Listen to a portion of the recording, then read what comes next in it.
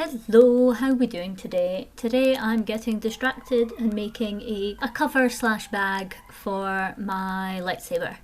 I had recorded myself speaking to you all about this, but well, I need to learn to check my settings more carefully because I have no audio.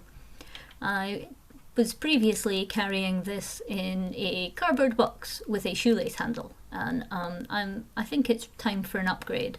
So I have some green fabric, which I have ironed poorly, and some grey fabric, and I've made myself a nice long rectangle in the green and a smaller rectangle in the grey, and I'm gonna sew them together. Had done a nice ripping sound effect for you here, but yeah, you don't get to hear that anymore.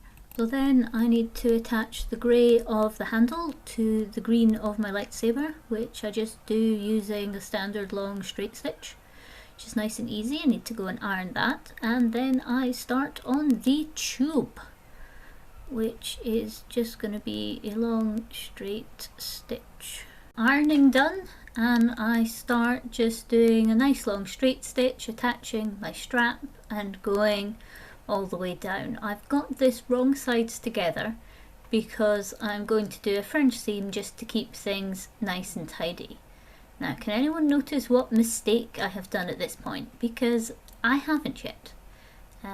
So I'm just making sure that bottom is nice and strong. I'm going to trim these corners, and oh, there it is. Yep, there's the end. Oops. A bit of unpicking later, and I'm joining things in, which will be fine, and it actually means I get a slightly neater line than the first time, so you know, that's good. Now I'm going to just trim down the longest sections that are still a bit rough. That'll just help me keep things nice and neat. So we just get things trimmed up neatly. So I've turned everything inside out, and I'm now just sewing my second seam, which will encase all of the raw edges, which is good. And then I will be done. Okay, so it is done, and I'm quite happy with it.